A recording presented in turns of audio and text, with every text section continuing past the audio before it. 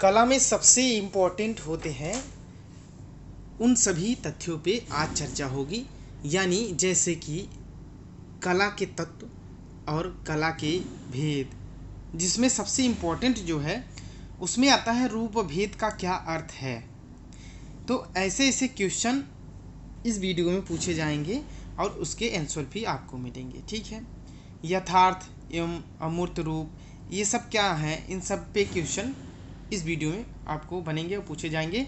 तो रूप भेद का अर्थ क्या है? ठीक है, तो रूप भेद का अर्थ है ऐसे रूप जो दूसरे रूपों से साम्य नहीं रखते, जैसे आकार छोटा बड़ा लंबा चौड़ा काला सफ़ेद कोई भी हो सकता है। ठीक है, प्रत्येक उपादान में सौंदर्य तथा एक भाव निश्चित होता है, यानी भाव के बिना कुछ हो नहीं सकता। रस और भाव दोनों एक ही मान सकते हैं, दोनों एक ही है। ठीक है, जिसे दर्शक अपने अनुभव ज्ञान तथा भावनाओं के आधार पर पहचान सकता है।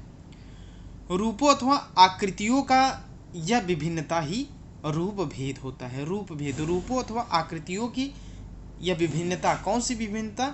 कि दर्शक अपने अनुभव और ज्ञान द्वारा भावनाओं के आधार पर पहचान सके। क्या पहचान सके? प्रत्येक उपादान में सौंदर्य तथा भाव। ठीक है, कि बड़ा छोटा लंबा चौड़ा काला सफ़ेद, इन सब में जो भेद होता है। अब बात आती है कि यथार्थ एवं अमूर्त रूप क्या है। तो कलाकार अपने चारों ओर के वातावरण को भौतिक चक्षु से देखता है, यानी जो भौतिक वातावरण है, आँखें हैं, उस हिसाब से अपनी आँखों द्वारा देखता है। उसकी प्रतिक्रिया स्वरूप उसके मानस पटल पर वक्र प्रकार के बिंब उभरते हुए हैं। जहाँ बिंब बाह्य सादृश्य से मेल खाते हैं वहाँ यथार्थ रूप, तथा जहाँ बिंब खाते हैं वह कला आधारित होकर सरलीकृत हो जाते हैं, वही अमूर्त रूपों की अभिव्यक्ति होती है। सबसे इम्पोर्टेंट जो है वो यह है कि यह क्वेश्चन आता है कि अनुकरण क्या है। ठीक है, तो अनुकरण के बारे में यह कहना है कि जब कलाकार अपने चारों ओर के वातावरण घटनाओं अथवा मानव कृतियों का यथार्थ सादृश्य के आधार पर हूबहू प्रस्तुतिकरण करता है, यानी वैसे के वैसे ही देखता है, उतारता है, तो वह अनुकरण होता है। यानी किसी को देखकर उसी का कॉपी करना तो अनुकरण है। इस चित्रण में छाया प्रकाश माप प्रमाण आदि का प्रत्यक्ष आधार पर ही ध्यान रखा जाता है। ठीक है, अब यहाँ क्वेश्चन जो एग्जाम में पूछता है ये भी पूछता है कि मंदिर के गुंबद सपाट न होकर ऊंचाई लिए हुए क्यों होते हैं। ठीक है, बहुत इंपॉर्टेंट है। तो प्रत्येक रूप का अपना एक प्रभाव होता है।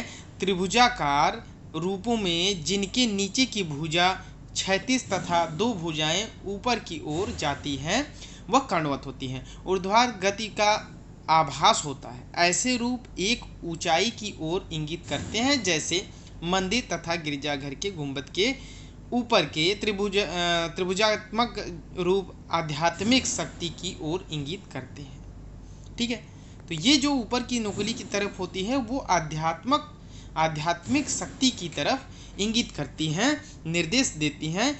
यही कारण है कि मंदिर के छत सपाट न होकर त्रिभुजाकार ऊंचाई लिए होते हैं।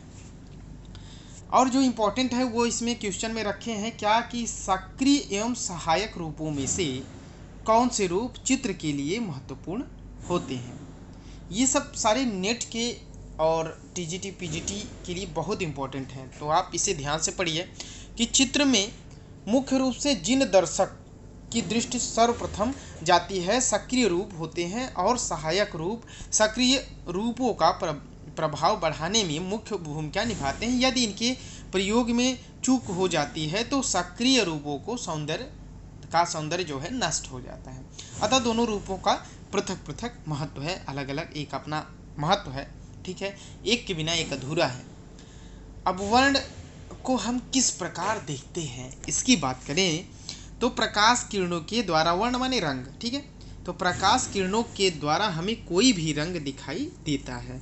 जैसे कि हम कहीं अंधेरे में जाते हैं तो रंग कोई भी हम कलर अपना किसी भी कलर का शर्ट या किसी भी कलर का कोई भी कपड़ा लिए हैं, उसका कलर प्रतीत नहीं होगा जब तक उस पर प्रकाश नहीं पड़ेगा। अब प्रकाश किस स्थिति में, किस कंडीशन में या किस दिशा से कौन से कंडीशन पड़ रहा है, उस हिसाब से कलर डिसाइड होता है, वर्ण डिसाइड होता है। ठीक है, तो किसी वस्तु के द्वारा विकीर्ण होकर जब प्रकाश आंखों में प्रवेश करता है तो भी रेटिना पर जाकर केंद्रित होता है और रेटिना के पार्श्व में रोड्स तथा कोन्स सूक्ष्म तंतु ग्रंथित होती हैं जो चेतन हो जाती हैं। ठीक है, इन तंतु ग्रंथिका का संबंध मानव की दृष्टि चेतना से होता है और उसी से रंग की अनुभूति होती है। ये रही रंग की अनुभूति की बात। अब आते हैं शीत तथा उष्ण वर्णों की विशिष्टता बताइए, अगर ये पूछता है तो इस पे हम किस प्रकार से चर्चा करते हैं। तो उष्ण वर्ण अग्रगामी होते हैं तथा दृष्टि को सर्वप्रथम प्रभावित करते हैं। प्रफुल्लित चमकदार वातावरण प्रदर्शित करने हेतु उष्ण वर्णों का प्रयोग किया जाता है, जबकि शीतल वर्ण चित्र में कोमल प्रभाव उत्पन्न करते हैं। यह पृष्ठगामी होते हैं तथा नेत्रों को शीतलता प्रदान करते हैं। लाल, पीला, नारंगी आदि उष्ण तथा ये नीला, हरा नीला शीत वर्णों की श्रेणी में आते हैं। अब आते हैं कि वर्णिका भंग क्या है। ये अगर क्वेश्चन पूछता है तो हम कैसे इसे सॉल्व करेंगे। वर्णिका भंग क्या है? चित्र में रंगों को यथासंभव मिलीजुली भंगिमा वास्तव में वर्णिका भंग होती है और इसी आधार पर पता चलता है कि किस भाव अथवा विषय की अनुरूप कौन सा रंग लगता है, ताकि रूपों तथा मानवाकृतियों में विभिन्नता जो है प्रदर्शित हो सके। क्वेश्चन आता है कि सृजित पोत की व्याख्या करिए। तो आधुनिक काल में इस पोत की रचना मानी जाती है। अभी अगर आप ये नहीं जानते कि पोत क्या है, ठीक है, तो उसके बारे में भी विधिवत देखेंगे।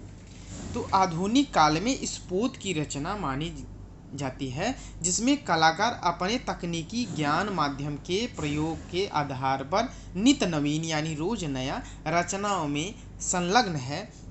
इसमें कलाकार रंगों को बहाकर ब्लेड, नाइफ यानी चाकू अथवा स्पैटुला से लगाकर, ठीक है, किसी भी यंत्र द्वारा लगाकर सीधे ट्यूब से लगाकर अथवा मोटे मोटे रंगों पर कपड़ा या हैंडमेड कागज़ में उसे घिसता है, लगाता है, कर प्रयोग करता है, तो उसे सृजित पोत की संज्ञा दी जाती है। जो कि जैसा हम देखते हैं नाइफ पेंटिंग जो होता है कि नाइफ से उठा के डायरेक्ट कलर और उस पर लगा देते हैं, ठीक है, कैनवास पे, तो उसी को कहते हैं। चित्र में आकृति को केंद्र में क्यों नहीं बनाना चाहिए? तो चित्र में जो आकृति है, आकृति को केंद्र में क्यों नहीं बनाना चाहिए?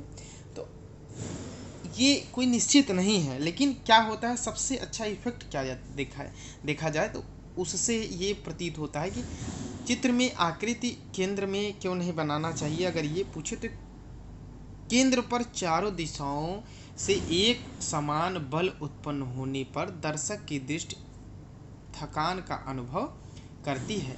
केंद्र में आकृति चित्रित होने पर चित्रभूमि चारों ओर समान रूप से प्रभावित हो जाती है, जिसमें निरसता होती है। ठीक है, अब आते हैं रेखा सामंजस्य के बारे में देखते हैं। तो प्रत्येक रेखा के प्रभाव एवं गुण पृथक पृथक होते हैं, अलग अलग होते हैं। किसी भी चित्र में उसके विषयगत भाव के आधार पर रेखाओं का प्रयोग किया जाता है। शांतमय वातावरण को प्रस्तुत करते समय यदि कलाकार सरल लयात्मक क्षैतिज रेखाओं के आधार पर कोणात्मक रेखाओं का प्रयोग करता है तो सामंजस्य की हानि होती है। यदि वर्तिका से रेखाएं खींची गई हैं तो संपूर्ण अभिव्यक्ति वर्तिका से ही होनी चाहिए। इसी प्रकार कोणात्मक रेखाओं के साथ कोणीय तथा लयात्मक रेखाओं के साथ वक्र गत्यात्मक रेखाएं ही रेखा सामंजस्य प्रस्तुत करने में सहायक होती हैं।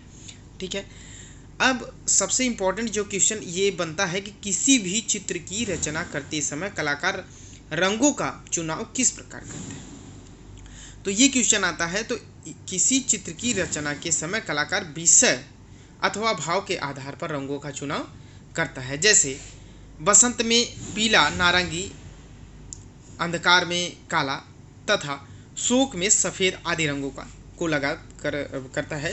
और कलाकार के इस चुनाव में रंगों के मनोवैज्ञानिक प्रभाव सहायक बनते हैं।